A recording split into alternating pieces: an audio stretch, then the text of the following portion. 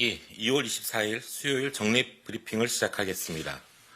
오늘 0시 기준 국내 발생 환자는 382명이며 해외 유입 환자는 24명입니다.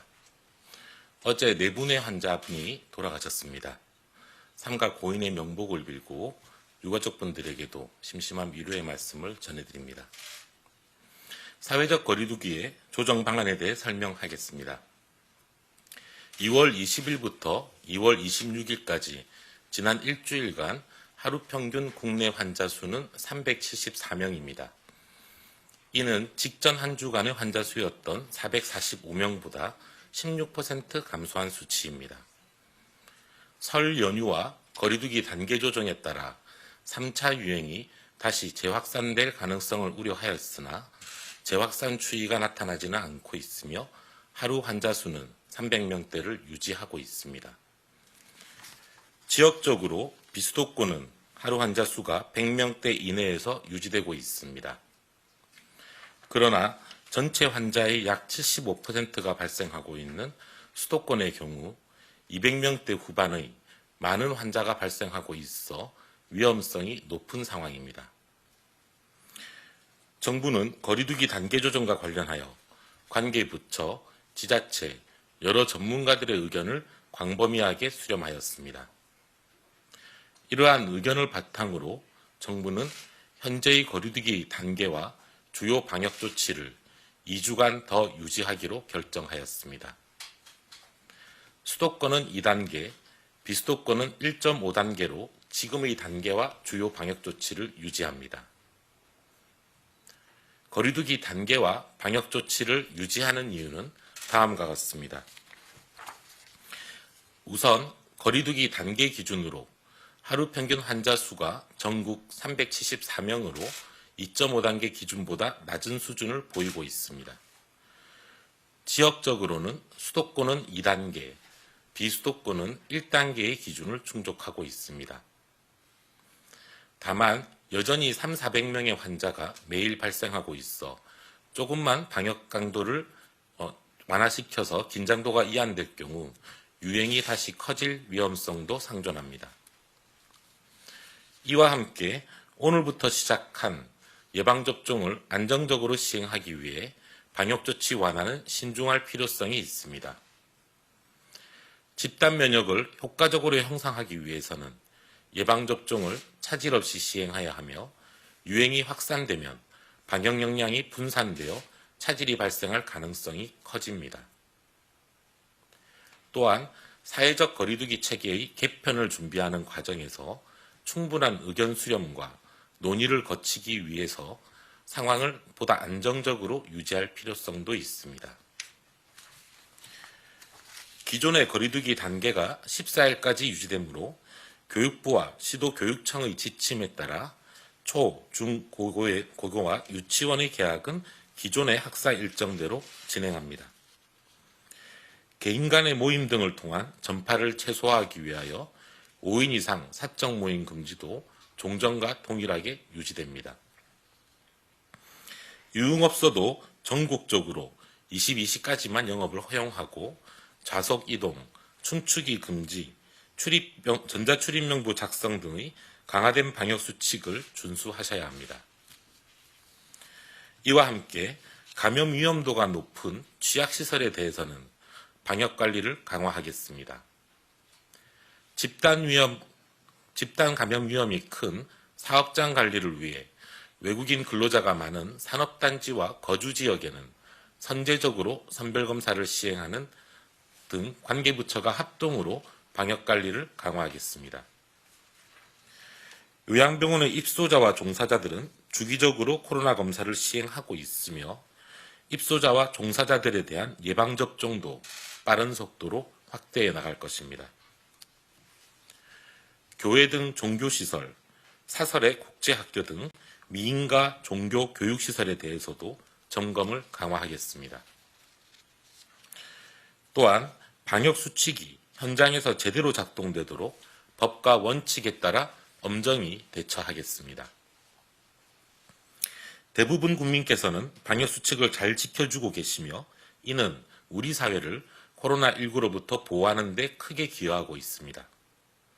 하지만 일부의 경우 방역수칙을 고의로 위반하여 사회 전체의 방역에 위해를 가하는 경우가 있습니다. 이러한 위반에 대해서는 우리 공동체를 안전하게 지키기 위해서라도 엄정한 대처가 필요한 상황입니다. 정부는 방역수칙을 위반하는 경우 무관용 원칙에 따라 법에서 정한 과태료, 벌금 등의 처분을 시행할 것입니다. 참고로 방역수칙을 위반하는 사업자는 최고 300만 원, 개인은 최고 10만 원의 과태료가 부과되며 집합금지를 위반하는 경우 최고 300만 원의 벌금이 부과될 수 있습니다. 사업장에서 핵심 방역수칙을 위반하는 경우는 과태료 처분과 별개로 지자체에서 2주간의 집합금지 명령도 내릴 예정입니다. 방역수칙 위반으로 행정처분을 받은 경우 재난지원금, 생활지원비 등 경제적 지원 시에도 불이익을 받게 될 것입니다. 관련 법률을 위반하여 자가격리를 이탈하거나 고의로 역학조사를 방해하여 방역에 위해를 끼치는 경우 이로 인한 집단 감염으로 발생하는 모든 검사와 치료, 격리 비용 등에 대하여 구상권도 적극적으로 청구하겠습니다. 정부는 이를 위해 관련 부처와 지자체가 참여하는 코로나19 구상권 협의체를 운영하고 있으며 정부 법무공단에 구상권 관련 소송을 지원하는 전담팀을 신설하여 운영하고 있습니다. 이 같은 조치는 높은 시민의식과 책임감을 바탕으로 협조해주고 계시는 대다수의 국민들과 사업장을 보호하고 지속가능한 방역체계를 유지하기 위한 것입니다. 국민 여러분의 이해와 협조를 부탁드립니다. 오늘부터 전국에서 코로나19 백신 접종을 시행합니다. 일상을 회복하기 위한 역사적인 첫걸음을 내디딘 것으로서 앞으로 11월까지 희망의 대장정이 시작됩니다. 오늘부터 접종이 시작되는 아스트라제네카 백신과 내일부터 접종하는 화이자 백신은 외국에서 이미 수천만 명이 접종을 받은 바 있습니다. 이 과정에서 안전성에 문제가 없고 효과성도 입증되는 여러 자료와 경험들이 축적되고 있습니다.